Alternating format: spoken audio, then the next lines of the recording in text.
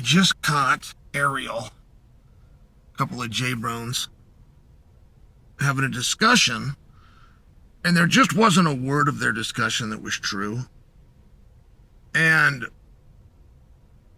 I don't quite know how to reconcile that. Like, Ariel is not an entertainment piece or an opinion piece. He is a journalist. So when you have a discussion in the spirit of journalism, and you're completely wrong and your guests are completely wrong, like people, I found it to be a surprise. Got this guy on there. Guy's got a light beard, very handsome guy, very well-spoken guy. He comes out and claims that should Islam Makhachev get the jump on Jack, that he will be a champ. By any reasonable metric. Well, I would consider reality to be reasonable, and he will not be a double champ. Now, I don't know that there's ever been a time, and guys they so care about this legacy business. They so care, and those are weird guys. I'm not saying that Islam is one of them. I'm just saying within the sport of MMA, a lot of guys care about legacy, and they're weird guys. Those are guys that are still got crushes on their girlfriend from 7th grade. They're guys that still know exactly where their Letterman's jacket's at from high school, right? I mean, if you get trapped in how 20 years from now my achievements of today are going to reflect upon me, you're a weird guy. And we've never had somebody in this space that cares about legacy that has ran away from a fight. I mean, this is a tough one. Ilia Topuria did everything you could ever do to show bravado and braveness and courageousness to fight Islam. He walked away from millions of dollars. He walked away from pay-per-view participation. He walked away from the championship of the world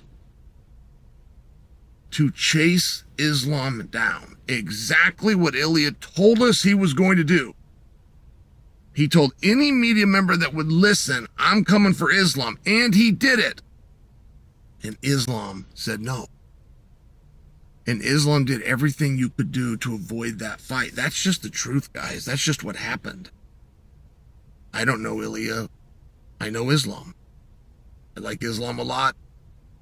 I happen to be a fan of Ilia, but I mean, I don't know him. But it's still what happened.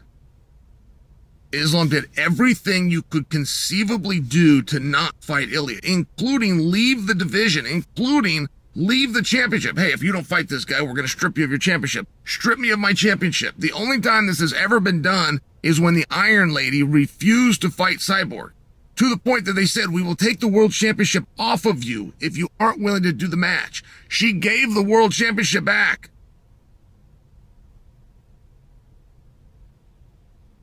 There is nothing more that Ilia could do in our industry. Nothing. There is nothing that exists. Giving a belt, leaving publicly, walking away from it all to hunt a guy down. There is nothing more that Islam could do in our industry. Truly, these are literal statements. There is nothing in our industry that is a stronger way to get away from somebody than to leave the division and even leave the championship behind. So for Ariel to have guys that come on and say, oh no, this is great, Team Islam, he's going after Jack, that'll be a champ situation. No, it won't. No, there's no truth to that. And Ariel came in and tried to take a bow. He tried to take a bow, talking about, yes, Ilia Topuria was moving up to a world championship any way that you want to do it. You can't paint the credit on Islam for moving up to 170 in a hand-picked match. A match that he himself said is the only way he was coming up. I mean, it does make me wonder if we would have gone through with Rakhmonov We had Rakhmonov versus Blal, and Rakhmonov was champion right now. Does Islam still go up? And he made it very clear to say that he's not going to go up and fight Blahal, but didn't he make it also just as clear that he's only going up to fight Jack? Am I remembering that wrong? And even if I am, before you want to correct me, Ariel acting as though Ilia Topuria had a deal. The reason that that's shameful for Ariel isn't just because factually he's incorrect while trying to be a journalist. The reason it's shameful is inadvertently, through not being a competitor, he doesn't understand the insult that he just gave to Ilia. Ilia did not have a guarantee. He did not have a bird in the hand. He showed the ultimate courage. He went up without the promise. Made it work, was willing to fight anybody. You want to do an interim title, you want to do a undisputed title, you want to do a number one contendership. Ilia made this perfectly clear. He had no guarantee. That is absolutely not true by Ariel. And Ariel's goal there was to try to boost Ilia. Ariel doesn't understand the insult he put on him. There is no courage if you have guarantees. Ilia moving up to chase down the number one fighter in the world. The number one fighter in the world walking away from a belt and a division to chase a guy that was ranked number 7 10 days ago. These are not the same thing.